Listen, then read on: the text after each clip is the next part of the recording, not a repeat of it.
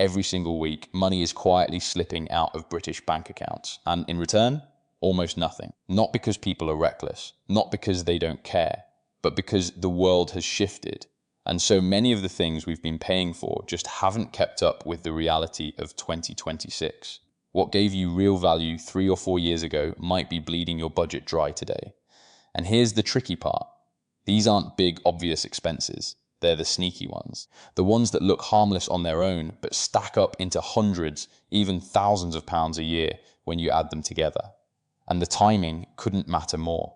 The Bank of England has held the base rate at 25% for most of this year, but mortgage rates are still hovering between 4% and 6% depending on your lender. Energy bills are still nearly double what they were before 2022, even after the price cap dropped in April. Petrol prices have crept back up towards £1.60 per litre.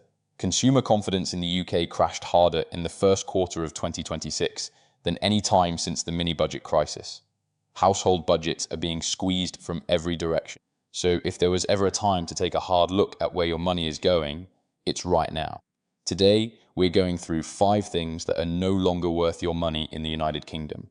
And I'm not talking about small change. Cutting these 5 things alone could put thousands of pounds back in your pocket this year. Let's get into it. Number 1, stacked streaming subscriptions. Here's a number that might sting. According to research from Uswitch and Ofcom, nearly 1 in 3 people in the UK are paying for at least one streaming service they haven't used in the last 3 months. And the average British household now spends over £60 a month on subscriptions across video, music and gaming platforms. That's over £700 a year. Think about that. You sign up for a free trial on Apple TV to watch one show. You forget to cancel. You keep Netflix running even though you're only watching YouTube. You add Disney Plus for the kids, but they're on TikTok anyway. Spotify raises its premium price again, and suddenly you're bleeding money on 5 or 6 platforms when you only have time for maybe 1 or 2. The fix isn't complicated. Pick 1 or 2 services you actually use every week, cancel the rest, and here's a smarter move. Rotate them. Subscribe to one platform for a month. Binge what you want. Cancel. Then move to the next one. Most people never think to do this because we've been trained to treat subscriptions as permanent. But they're not. They're month-to-month tools. And the moment you start treating them that way, you take back control of hundreds of pounds a year without missing a single show. Even Channel 4's streaming service is free with ads. Use it. Number 2, buy now, pay later for everyday purchases. As of March 2026, over 40% of UK adults have used a buy now, pay later service like Klarna, ClearPay or PayPal Pay in 3. Among 18 to 34-year-olds, that number jumps to nearly 60%. And here's the part that should worry you. 1 in 3 users now say they couldn't manage their finances without it. It has gone from a convenience to a lifeline, and that is a red flag. Average balances across multiple BNPL platforms have crept back up to over £400 per user. Late fees, even with the new FCA rules, can still hit you with £12 here and £12 there. And the psychological cost is even higher. When you split every £40 purchase into 4 payments, you lose track of what you actually owe. You end up juggling multiple repayment schedules across multiple apps, and before you know it, you're using next week's pay to cover last week's shopping. Some providers are now reporting that people are using buy now, pay later to pay for petrol, groceries, and even utility bills. That is not a tool anymore. That is a trap. BNPL makes spending feel painless. And that is exactly the problem. Pain is your brain's signal that something matters. Remove the pain from spending and you spend more. There is a reason these companies spend billions on marketing. The easier they make it to tap and go, the harder it becomes for you to stop and think. If you are using BNPL for takeaway, for clothes you don't need, or for any purchase under £50, stop. Use a debit card. Feel the transaction.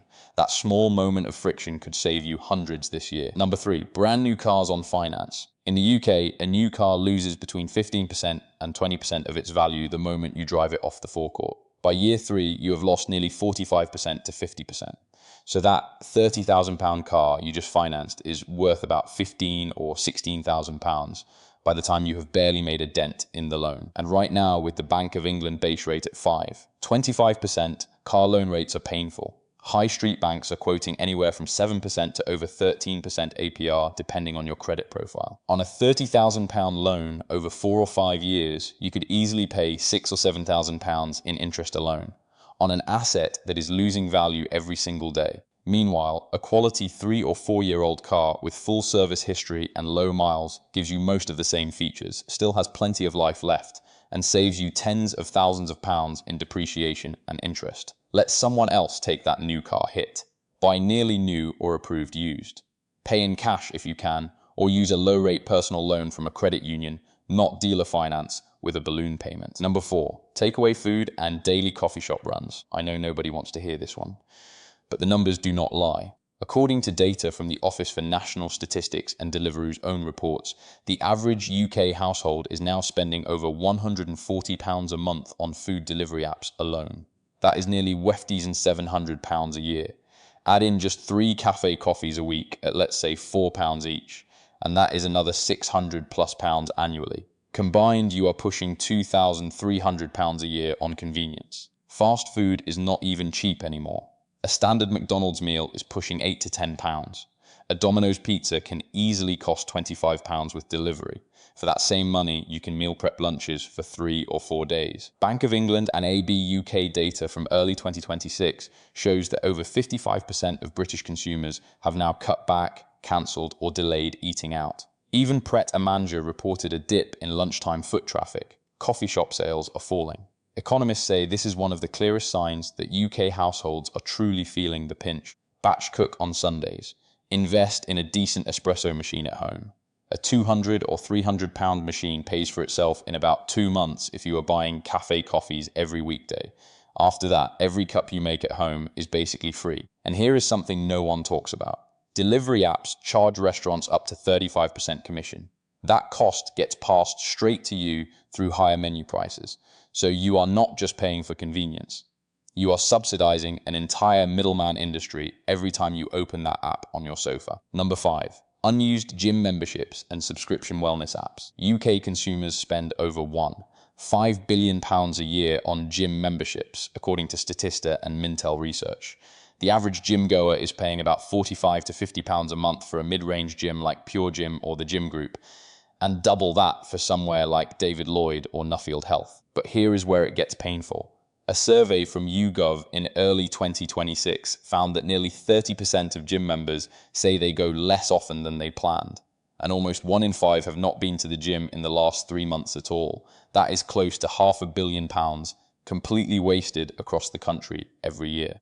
If you are going 3 or 4 times a week, that is a brilliant investment in your health. But if you are going once a fortnight, or worse, not at all, you are paying £50 a month for guilt and nothing else. And gyms know this. They design their entire business model around it. Long lock-in contracts, complicated cancellation processes, joining fees they will waive if you push back. They profit most from the members who never show up. If you have not been to the gym in the last 30 days, cancel. You can walk, run, do bodyweight exercises in your living room, follow free workouts on YouTube, swim at your local leisure centre for a few pounds. Fitness is almost free if you want it to be. And do not forget wellness apps. Headspace, Calm, MyFitnessPal Premium. They add up. A £7 subscription here, a £12 subscription there. Check your bank statement right now. How many of those are you actually opening? So let us zoom out. Stacked streaming subscriptions, buy now, pay later habits on everyday spending, brand new cars on finance, mindless takeaway and coffee shop runs, and unused gym memberships with forgotten wellness apps. These 5 things are not evil. They are not scams. But in 2026, for most people in the United Kingdom, they are giving you far less value than they are taking from your wallet. And that is the real test, is it not? Every pound you spend should either make your life genuinely better today or set your future self up for something bigger. If it is doing neither, it is dead weight. And dead weight is the single biggest thing standing between where you are now and the financial life you actually want. The people who build real financial freedom are not the ones who earn the most. They are the ones who cut the waste first, then redirect every saved pound into something with a return, whether that is overpaying a mortgage, building a savings buffer, or just having one less thing to stress about at the end of the month. If this video opened your eyes to even one change you can make, drop a like, subscribe to the channel, and turn on notifications. Thanks for watching, and I will see you in the next one.